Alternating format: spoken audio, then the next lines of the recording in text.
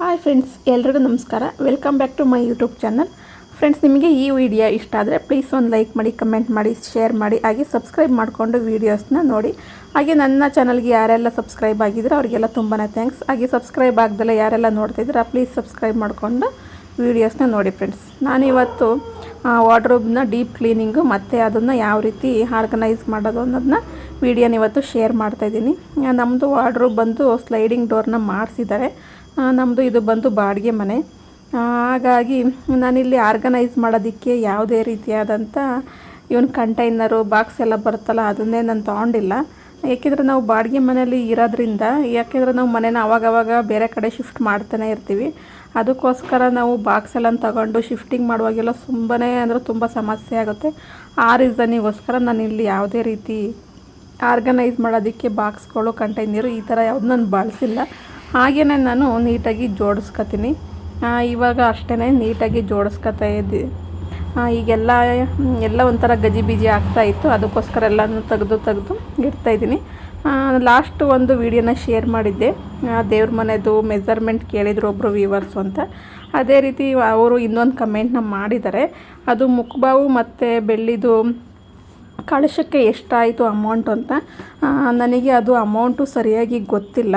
ಏನಕ್ಕೆ ಅಂದರೆ ನಾವು ಹಾಸನಲ್ಲಿ ತೊಗೊಂಡಿದ್ದು. ಅಂದರೆ ನಾನು ಫುಲ್ ಅಮೌಂಟ್ ಕೊಟ್ಟು ಒಂದೇ ಸಲ ಕ್ಯಾಶ್ ಕೊಟ್ಟು ತೊಗೊಂಡಿಲ್ಲ. ಅಂದರೆ ಮಂತ್ಲಿ ಚೀಟಿ ಬರುತ್ತಲ್ವ ಗೋಲ್ಡ್ ಶಾಪಲ್ಲೆಲ್ಲ, ಆ ರೀತಿ ನಾನು ಚೀಟಿನ ಹಾಕಿ ನಾನು ಅದನ್ನು ತೊಗೊಂಡಿದ್ದು. ಮತ್ತು ಅದು ಚೀಟಿ ಕಂಪ್ಲೀಟ್ ಆದಾಗಲೂ ನಾನು ತೊಗೊಂಡಿಲ್ಲ. ಮತ್ತು ನಾವು ಚೀಟಿ ಕಟ್ತಾ ಇದ್ದಾಗಲೇ ಮಧ್ಯದಲ್ಲೇ ನಾವು ಹಾಸನಿಂದ ಬೆಂಗಳೂರಿಗೆ ಶಿಫ್ಟ್ ಆದ್ವಿ.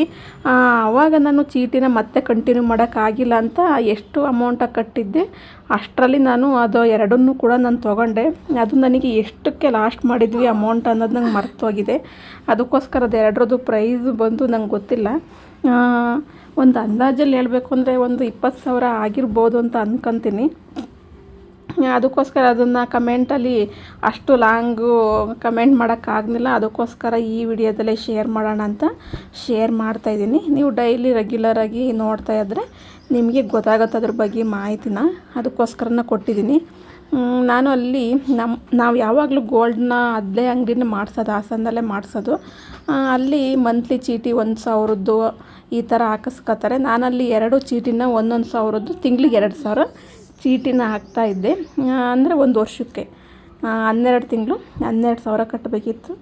ನಾವು ಮಧ್ಯದಲ್ಲೇ ಹಾಸನಿಂದ ಬೆಂಗಳೂರಿಗೆ ಶಿಫ್ಟ್ ಆದ್ವಲ್ಲ, ಆವಾಗ ಮತ್ತೆ ಕಟ್ಟೋಕ್ಕಾಗಲ್ಲ. ಇಲ್ಲಿಂದ ಮತ್ತೆ ಅಲ್ಲಿಗೆ ಹೋಗಿ ಕಟ್ಟೋಕ್ಕೆಲ್ಲ ಹಿಂಸೆ ಆಗುತ್ತೆ ಅಂತ ಆ ಚೀಟಿನ ಅರ್ಧಕ್ಕೆ ಸ್ಟಾಪ್ ಮಾಡಿ ಆ ದುಡ್ಡಲ್ಲಿ ಅದನ್ನೇ ಬೆಳ್ಳಿದ್ದು ನನ್ನ ಹತ್ರ ಐಟಮ್ ಇರಲಿಲ್ವಲ್ಲ, ಅದಕ್ಕೋಸ್ಕರನೇ ಒಂದು ಬೆಳ್ಳಿದು ಕಳಶ ಮತ್ತು ಒಂದು ಮುಖಪಾವು ತುಂಬ ದಿನದಿಂದ ತಗೋಬೇಕು ಅಂತ ಅನಿಸಿತ್ತು ನನಗೆ.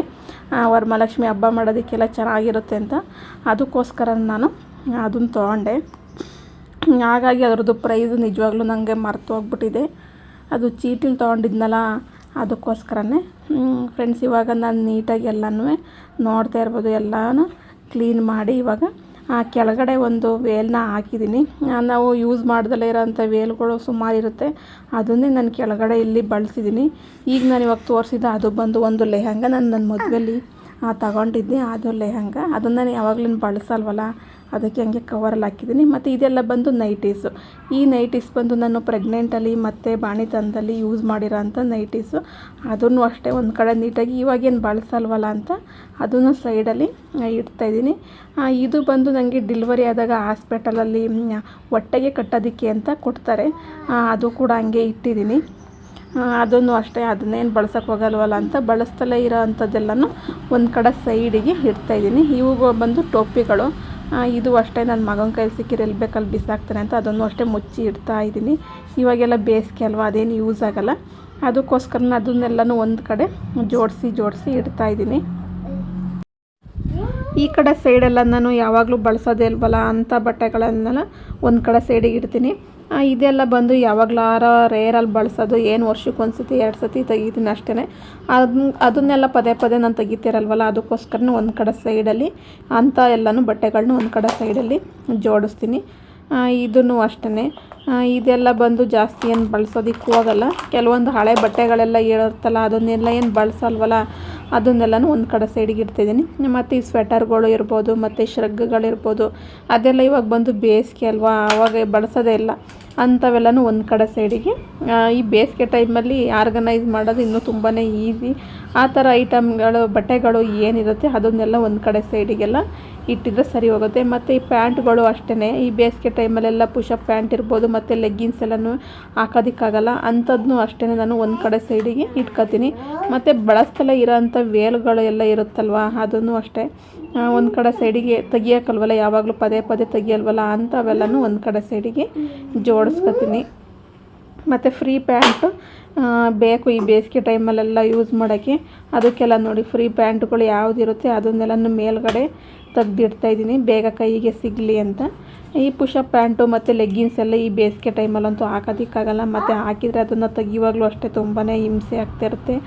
ಅಷ್ಟು ಸೆಕೆ ಇದೆ ಬೆಂಗಳೂರಲ್ಲಂತೂ. ಅದಕ್ಕೋಸ್ಕರ ಅದನ್ನೆಲ್ಲ ನಾನು ಕೆಳಗಡೆನೇ ಜೋಡಿಸ್ಕೊತಾಯಿದ್ದೀನಿ.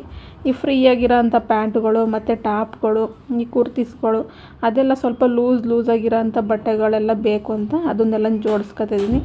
ಈ ಟೀ ಶರ್ಟ್ಗಳೆಲ್ಲ ಅಷ್ಟೇ ಇದನ್ನೆಲ್ಲ ತೆಗೆದು ಇಡ್ತಾಯಿದ್ದೀನಿ.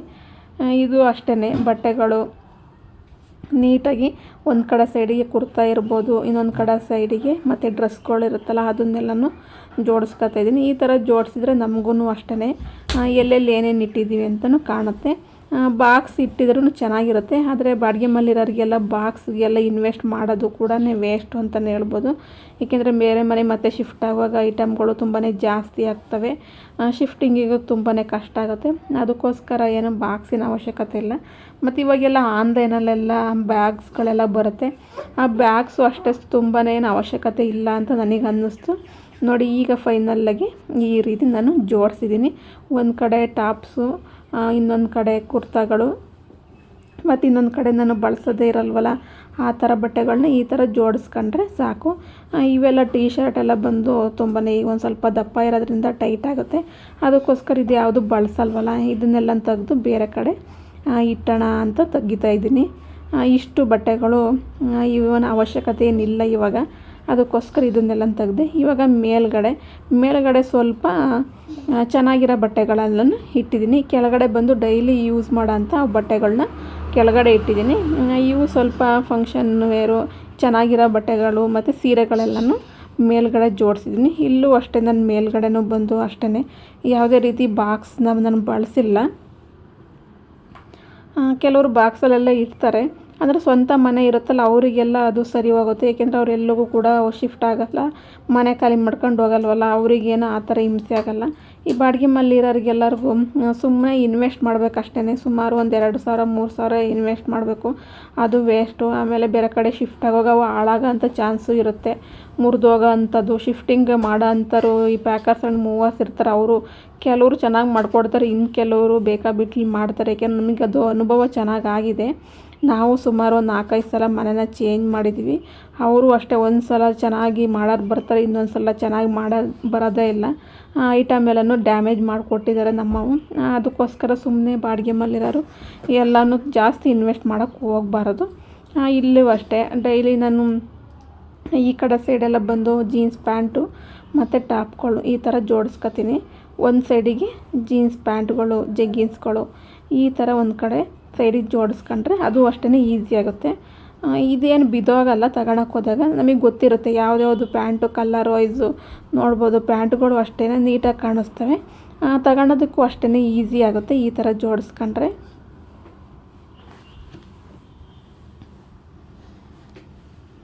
ಅದೇ ಪ್ಯಾಂಟ್ಗಳ ಮೇಲೆ ನಾನು ಇದು ಎಲ್ಲ ಬರುತ್ತಲ್ಲ ಟಾಪ್ಸ್ಗಳು, ಜೀನ್ಸ್ ಮೇಲೆ ಹಾಕೋಂಥ ಟಾಪ್ಸು, ಅದನ್ನು ಅಷ್ಟೇ ಅದ್ರ ಮೇಲ್ಗಡೆ ನಾನು ಇಡ್ತೀನಿ. ಆವಾಗ ಈಸಿ ಆಗುತ್ತೆ. ಟಾಪು ಮತ್ತು ಪ್ಯಾಂಟು ಒಂದೇ ಕಡೆ ಇದ್ದರೆ ತಗೊಳ್ಳೋದಕ್ಕೂ ನಮಗೆ ಈಸಿ ಆಗುತ್ತೆ.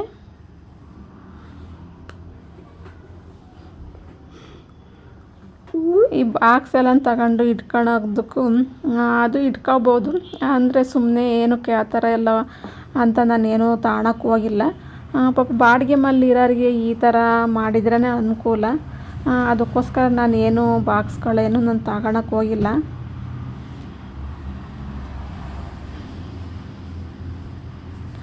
ಈ ಜರ್ಕಿನ್ಗಳು ಇವೆಲ್ಲ ಬಂದು ಇವಾಗ ಬೇಸಿಗೆ ಅಲ್ವಾ, ಇವಾಗೆಲ್ಲ ಯೂಸೇ ಆಗಲ್ಲ, ಅಷ್ಟು ಸೆಕೆ ಇದೆ. ಇವಾಗೆಲ್ಲ ಫ್ರೀಯಾಗಿರೋ ಬಟ್ಟೆ ಹಾಕಿದರೆ ಸಾಕಪ್ಪ ಅಂದಂಗೆ ಆಗಿರುತ್ತೆ. ಅದಕ್ಕೋಸ್ಕರ ಇದೆಲ್ಲ ನೀಟಾಗಿ ಒಂದು ಕಡೆ ಬೇರೆ ಕಡೆ ನೀಟಾಗಿ ಇಟ್ಟೋಣ ಅಂತ. ಇಡ್ತಾ ಇದ್ದೀನಿ.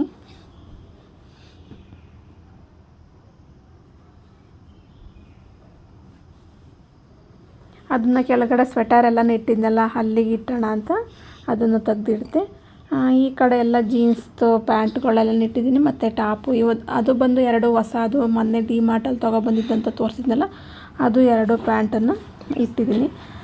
ಈಗ ಬಂದು ಈ ಕಡೆ ಸೈಡಿಗೆ ನಾನಿಲ್ಲಿ ಡ್ರೆಸ್ಗಳನ್ನ ಅದರೊಳಗಡೆ ಪ್ಯಾಂಟು ಮತ್ತು ವೇಲು ಅದರೊಳಗಡೆ ಈ ರೀತಿ ಹಾಕಿ ಫೋಲ್ಡ್ ಮಾಡಿಟ್ಟಿದ್ರೆ ತಗೊಂಡವಾಗಲೂ ಅಷ್ಟೇ ತುಂಬಾ ಈಸಿ ಆಗುತ್ತೆ. ಎಲ್ಲ ಒಟ್ಟಿಗೆ ಸಿಗುತ್ತೆ. ಪ್ಯಾಂಟ್ ಒಂದು ಕಡೆ, ವೇಲ್ ಒಂದು ಕಡೆ, ಟಾಪ್ ಒಂದು ಕಡೆ ಎಲ್ಲನೂ ಬೇರೆ ಬೇರೆ ಸೈಡ್ ಇಟ್ಟಿದ್ರೆ ಸಿಗಲ್ಲ. ಎಲ್ಲರೂ ಅರ್ಜೆಂಟಿಗೆ ಹೋಗುವಾಗ ಹುಡ್ಕೋದಕ್ಕೆ ಕಷ್ಟ ಆಗುತ್ತೆ. ಅದಕ್ಕೋಸ್ಕರನೇ ಟಾಪ್ ಒಳಗಡೆ ಪ್ಯಾಂಟು ಮತ್ತು ವೇಲ್ನ ಫೋಲ್ಡ್ ಮಾಡಿ ಇಟ್ಟಿದ್ರೆ ಈಸಿಯಾಗಿ ನಮಗೂ ಕೂಡ ಸಿಗುತ್ತೆ.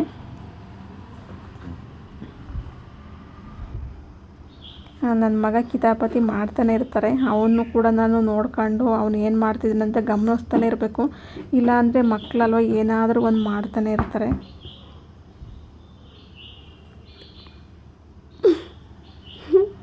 ನಾನು ಏನು ಕೆಲಸ ಮಾಡೋವಾಗಲೂ ನನ್ನ ಜೊತೆನೇ ಇರ್ತಾನೆ. ನನ್ನ ಮಗ ಬಿಟ್ಟು ಎಲ್ಲೂ ಹೋಗಲ್ಲ. ಮತ್ತು ವಾಯ್ಸ್ ಓವರ್ ಕೊಡೋವಾಗಲೂ ಅಷ್ಟೇ ನನ್ನ ತೊಡೆ ಮೇಲೆ ಮಲಗಿರ್ತಾನೆ. ಅವನು ಏನಾದರೂ ಒಂದು ಸೌಂಡ್ ಮಾಡ್ತಾ ಇರ್ತಾನೆ. ಇವಾಗಲೂ ಅಷ್ಟೇ ವಾಯ್ಸ್ ಓವರ್ ಕೊಡೋವಾಗ ತೊಡೆ ಮೇಲೆ ಮಲಗಿದ್ದಾನೆ. ಎಲ್ಲೂ ಒಂದು ಗಳಿಗೆ ಬಿಟ್ಟಿರೋದೇ ಇಲ್ಲ. ಟಿ ವಿನೂ ನೋಡಲ್ಲ. ನಾನು ವಾಯ್ಸ್ ಓವರ್ ಕೊಡೋದಕ್ಕೆ ರೂಮಿಗೆ ಬಂದರೆ ಅಲ್ಲೇ ಬಂದು ನನ್ನ ಪಕ್ಕನೇ ಇರ್ತಾನೆ. ಇಲ್ಲ ನನ್ನ ತೊಡೆ ಮೇಲೆ ಮಲ್ಕೊಳ್ಳೋದು, ನನ್ನ ಮೇಲೆ ಬಿದ್ದು ಒದಾಡೋದು. ನಾನು ಏನಾರು ಮಾತಾಡಬೇಕು ಅಂತ ನಾನು ರೆಡಿಯಾಗಿರ್ತೀನಿ, ಆದರೆ ಅವ್ನು ಬಂದು ಡಿಸ್ಟರ್ಬ್ ಮಾಡ್ತಾ ಇರ್ತಾನೆ. ನನಗೆ ಏನು ಮಾತಾಡಬೇಕು ಅಂತ ಅಂದ್ಕೊಂಡಿರ್ತೀನಿ, ಅದು ಮರ್ತೇ ಹೋಗಿರುತ್ತೆ. ಅಲ್ಲಿಗೆ ಬೇರೆ ಇನ್ನೇನಾದರೂ ಮಾತಾಡಬೇಕಾಗತ್ತೆ. ಆ ಥರ ಟಾರ್ಚರ್ ಮಾಡ್ತಾ ಇರ್ತಾನೆ ನನ್ನ ಮಗ. ಏನು ಮಾಡೋಂಗಿಲ್ಲ. ಯೂಟ್ಯೂಬನ್ನ ಸ್ಟಾರ್ಟ್ ಮಾಡಿದ ಮೇಲೆ ಡೈಲಿ ಲಾಗ್ಸ್ ಹಾಕೋಕ್ಕಾಗಿಲ್ಲ ಅಂದರೂ ಕೂಡ ಒಂದು ದಿನ ಬಿಟ್ಟು ದಿನ 2 ದಿವಸಕ್ಕೊಂದು ಸಲ ಹಾಕ್ತಾನೆ ಇರಬೇಕು. ತುಂಬ ಜನ ಅಷ್ಟೇ ಮಕ್ಕಳು ಇಟ್ಕೊಂಡು ಮಾಡ್ತಾ ಇರ್ತಾರಲ್ಲ, ನಿಜವಾಗ್ಲೂ ಅವರೆಲ್ಲ ಗ್ರೇಟು ಅಂತ ನನಗೆ ಅನ್ಸೋದು ಮೊದಲಿಂದಲೂ. ಆದರೆ ನಾನು ಯೂಟ್ಯೂಬ್ ಸ್ಟಾರ್ಟ್ ಮಾಡಿದಾಗ ಅಷ್ಟೇ ನನಗೂ ಅದರದ್ದು ಕಷ್ಟ ಏನಂತ ಗೊತ್ತಾಯಿತು. ಇದು ಬಂದು ನಮ್ಮದು 3ನೇ ವರ್ಷದ ವೆಡ್ಡಿಂಗ್ ಆ್ಯನಿವರ್ಸರಿಗೆ ತೊಗೊಂಡಿದ್ದು. ಇದೊಂದು ಟಾಪು ಇಲ್ಲೇ ರಾಯಲ್ ಮೀನಾಕ್ಷಿಲಿ ತಗೊಂಡಿದ್ದೆ. ಅದಕ್ಕೆ 3,000ನೇ ಅಮೌಂಟ್ ಸ್ವಲ್ಪ ಜಾಸ್ತಿ ಆಯಿತು. ಆವಾಗ ಚೆನ್ನಾಗಿತ್ತು ಅಂತ ತೊಗೊಂಡೆ. ಇವಾಗ ಸ್ವಲ್ಪ ಅಮೌಂಟು ಜಾಸ್ತಿ ಅನ್ನಿಸ್ತು. ವೇರ್ ಮಾಡೋದಕ್ಕೂ ಏನೂ ಅಷ್ಟು ಇವಾಗ ಅಂತ ಕಂಫರ್ಟಬಲ್ ಅಂತ ಅನಿಸಲ್ಲ. ತುಂಬ ಕುರ್ತಿಗಳೆಲ್ಲ ಇವಾಗ ಇಡ್ಸೋದೇ ಇಲ್ಲ, ಏಕೆಂದರೆ ಇವಾಗ ಸ್ವಲ್ಪ ದಪ್ಪ ಇರೋದ್ರಿಂದ ಅದು ಯಾವುದು ಕೂಡ ಇಡ್ಸಲ್ಲ. ಹಂಗಾಗಿ ಕೆಲವೊಂದು ಯಾವುದಾಗಲ್ಲ ಅದನ್ನೆಲ್ಲನೂ ಒಂದು ಕಡೆ ಸೈಡಿಗೆ ಇಡ್ತಾಯಿದ್ದೀನಿ. ಮತ್ತು ನಾರ್ಮಲಾಗಿ ಬಳಸೋದೆಲ್ಲನೂ ಒಂದು ಕಡೆ ಸೈಡಿಗೆ ಇಡ್ತಾಯಿದ್ದೀನಿ. ಇದೆಲ್ಲ ಬಂದು ಜೀನ್ಸ್ ಮೇಲೆ ಹಾಕೋಂಥ ಟಾಪ್ಸ್ಗಳು ನೀಟಾಗಿ ಜೋಡಿಸ್ಕೊತಾಯಿದ್ದೀನಿ. ನಾವು ಬೆಂಗಳೂರಿಗೆ ಬಂದು ಸುಮಾರು 7 ತಿಂಗಳಾಯಿತು. 7 ತಿಂಗಳಿಂದ ನಾನು ಇದ್ಯಾವುದನ್ನು ಕೂಡ ಜೋಡ್ಸೋಕ್ಕೆ ಹೋಗಿರಲಿಲ್ಲ. ಬೇರೆ ಬೇರೆ ಕೆಲಸ ಇತ್ತಲ್ಲ, ಒಂದು ಮಾಡಿದರೆ ಒಂದು ಕಡೆ ಹಾಳಾಗ್ತಾನೆ ಇತ್ತು. ಅದಕ್ಕೋಸ್ಕರ ಅದನ್ನು ರೆಡಿ ಮಾಡೋಣ, ಇದನ್ನು ರೆಡಿ ಮಾಡೋಣ ಅಂತ ಮಾಡ್ತಾನೆ ಇದ್ದೆ. ನನ್ನ ಮಗ ನೋಡಿ ಪರ್ಫ್ಯೂಮ್ ತಗೊಂಡು ಅದನ್ನು ಹಾಳು ಮಾಡೋದೆಲ್ಲ ಮಾಡ್ತಾನೆ. ಅದಕ್ಕೆ ಮುಚ್ಚಿಟ್ಟೋಣ ಅಂತ ಮುಚ್ಚಿಡ್ತಾ ಇದ್ದೆ. ಅದು ಯಾವುದನ್ನು ಬಿಡಲ್ಲ. ಅವ್ನ ಕಣ್ಣಿಗೆ ಬಿದ್ದರೆ ಮಾತ್ರ ಎಲ್ಲನೂ ಹಾಳು ಮಾಡೋದೇ ಕೆಲಸ. ಅದಕ್ಕೆ ಅದನ್ನು ತೆಗೆದು ಬೇರೆ ಕಡೆ ಮುಚ್ಚಿಟ್ಟು ಬಂದೆ. ಆವಾಗಿಂದ 7 ತಿಂಗಳಿಂದ ಆ ಬಟ್ಟೆನ ಜೋಡ್ಸೋಕ್ಕೆ ಆಗಿರಲಿಲ್ಲ. ಯಾವತ್ತೊಂದು ತಕ್ಷಣವೇ ಅವರು 30 ಪಾಕರ್ಸ್ ಇರ್ತಾರಲ್ಲ, ಅವ್ರು ಬಂದು ಕಾಟನ್ ಬಾಕ್ಸಿಗೆ ತುಂಬಿ ತಂದಿರ್ತಾರೆ. ಅದರಿಂದ ತೆಗೆದು ಹಂಗೆ ಇಟ್ಟಿದ್ದೆ ಅಷ್ಟೇ. ಆವಾಗಲೂ ಅಷ್ಟೇ ಸರಿಯಾಗಿ ಜೋಡಿಸ್ಕೊಳಕ್ಕಾಗಲಿಲ್ಲ. ಆವಾಗಿಂದ ಇವಾಗ್ಲವರೆಗೂ ಅವತ್ತು ಜೋಡ್ಸೋಣ ಅಂತ ಅಂದ್ಕೊಂಡು ಜೋಡ್ಸೋಕ್ಕೆ ಆಗಿರಲಿಲ್ಲ. ಸುಮಾರು ಈಗ 7 ತಿಂಗಳಾದ್ಮೇಲೆ ಟೈಮು ಕೂಡ ಬಂತು ಅಂತಲೇ ಹೇಳ್ಬೋದು. ಇವಾಗ ನೀಟಾಗಿ ಎಲ್ಲನೂ ತೆಗೆದು ಕ್ಲೀನ್ ಮಾಡಿ ಜೋಡಿಸ್ತಿದ್ದೀನಿ. ಈ ಜಿರಳೆಗಳಂತೂ ತುಂಬ ಜಾಸ್ತಿ ಆಗಿಬಿಟ್ಟಿದ್ದಾವೆ. ಅದಕ್ಕೋಸ್ಕರನೇ ನೀಟಾಗಿ ತೆಗೆದು ಸೀಟು ಎಲ್ಲನೂ ಜೋಡಿಸ್ಕೊತಾಯಿದ್ದೀನಿ. ಇಲ್ಲೂ ಅಷ್ಟೇ ಕೆಳಗಡೆ ಒಂದು ಬಟ್ಟೆ ಹಾಕಿ ಅದ್ರ ಮೇಲೆ ಬಟ್ಟೆಗಳೆಲ್ಲನೂ ಜೋಡಿಸ್ಕೊಂಡ್ರೆ ಚೆನ್ನಾಗಿರುತ್ತೆ. ಕುರ್ತಾಗಳು ತುಂಬ ಇದ್ದಾವೆ. ಕೆಲವೊಂದು ಆಗುತ್ತೆ, ಕೆಲವೊಂದು ಆಗೋದಿಲ್ಲ. ಹೆಣ್ಮಕ್ಳು ಹಂಗೆ, ಮಕ್ಕಳು ಮದುವೆ ಆಗೋವರೆಗೂ ಒಂದು ಸೈಜ್ ಇರ್ತಾರೆ, ಮದುವೆ ಆಗಿ ಮಕ್ಕಳಾದಮೇಲೆ ಒಂದು ಸೈಜ್ ಆಗ್ತಾರೆ. ಏನು ಮಾಡೋಂಗಿಲ್ಲ. ಕೆಲವೊಬ್ಬರು ಹಂಗೇ ಮೇಂಟೈನ್ ಮಾಡ್ತಾರೆ, ಇನ್ನು ಕೆಲವೊಬ್ಬರಿಗೆ ಮೇಂಟೈನ್ ಮಾಡೋಕ್ಕಾಗಲ್ಲ. ಎಷ್ಟೇ ಪ್ರಯತ್ನ ಪಟ್ಟರು ಮೇಂಟೈನ್ ಮಾಡೋಕ್ಕಾಗಲ್ಲ. ನಾನು ಆದಷ್ಟು ಮೇಂಟೈನ್ ಮಾಡೋಣ ಅಂತ ಅಂದ್ಕೊತೀನಿ. ಆದರೆ ಕೆಲವೊಂದು ಸಲ ದಪ್ಪ ಆಗೇ ಬಿಡ್ತೀವಿ, ಗೊತ್ತಾಗೋದೇ ಇಲ್ಲ ನಮಗೆ. ಇನ್ನೊಂದು ಸಲ ಕೆಲವೊಂದು ಸಲ ಸಣ್ಣ ಆಗ್ತೀವಿ.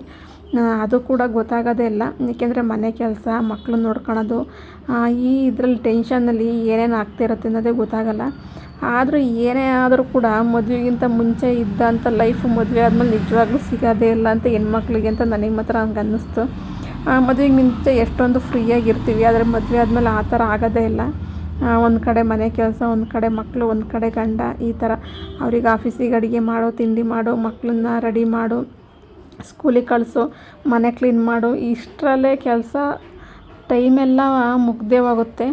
ನಮಗೆ ಅಂತ ನಮಗೆ ಟೈಮ್ ಕೊಡ್ಕೊಳೋದಕ್ಕೆ ಆಗೋದೇ ಇಲ್ಲ. ಏನು ಮಾಡೋಂಗಿಲ್ಲ. ಕೆಲವ್ರು ಹೇಳ್ತಾ ಇರ್ತಾರೆ ನಮಗೆ ಅಂತ ನಮಗೆ ಟೈಮ್ ಮಾಡ್ಕೋಬೇಕು ಅಂತ. ಆದರೆ ಕೆಲವ್ರು ಮಾಡ್ಕೋತಾರೆ, ಕೆಲವ್ರ ಕೈಲಿ ಮಾಡ್ಕೊಳೋದಕ್ಕೆ ಆಗೋದಿಲ್ಲ. ಎಷ್ಟೇ ಪ್ರಯತ್ನ ಪಟ್ಟರೆ ಅವರಿಗೆ ಅಂತ ಟೈಮ್ನ ಮಾಡೋಕ್ಕಾಗೋದಿಲ್ಲ. ಎಷ್ಟೊಂದು ಡ್ರೆಸ್ಗಳು ನನಗೆ ಇವಾಗ ಆಗೋಲ್ಲ, ಇನ್ನು ಕೆಲವು ಲೂಸ್ ಆಗ್ತವೆ, ಅವನ್ನು ಕೂಡ ನನಗೆ ಫಿಟ್ಟಿಂಗ್ ಮಾಡಿಸ್ಕೊಳೋದಕ್ಕೆ ಟೈಮೇ ಸಾಕಾಗ್ತಾಯಿಲ್ಲ. ನೋಡಿ, ನಾನು ಈ ರೀತಿ ಡ್ರೆಸ್ ಎಲ್ಲನೂ ಅದರೊಳಗಡೆ ಪ್ಯಾಂಟು ಮತ್ತು ವೇಲ್ನ ಹಾಕಿ ಅದರೊಳಗಡೆ ನೀಟಾಗಿ ಇಡ್ತಾಯಿದ್ದೀನಿ. ಈ ಥರ ಇಟ್ಟಿದ್ರೇನು ತಗೊಂಡವಾಗ ನಮಗೆ ಬಿದೋಗಲ್ಲ. ನೋಡ್ತಾ ಇರ್ಬೋದು ಎಲ್ಲ ಕಲ್ಲರು, ಯಾವ್ದ್ಯಾವ್ದು ಕಲ್ಲರು, ಯಾವ್ಯಾವ ಡ್ರೆಸ್ಸು ಅಂತ ನೀಟಾಗಿ ಕಾಣಿಸ್ತಾನೆ ಇದೆ. ಹಾಗಾಗಿ ಏನು ಆ ಥರ ಹಿಂಸೆ ಆಗೋಲ್ಲ.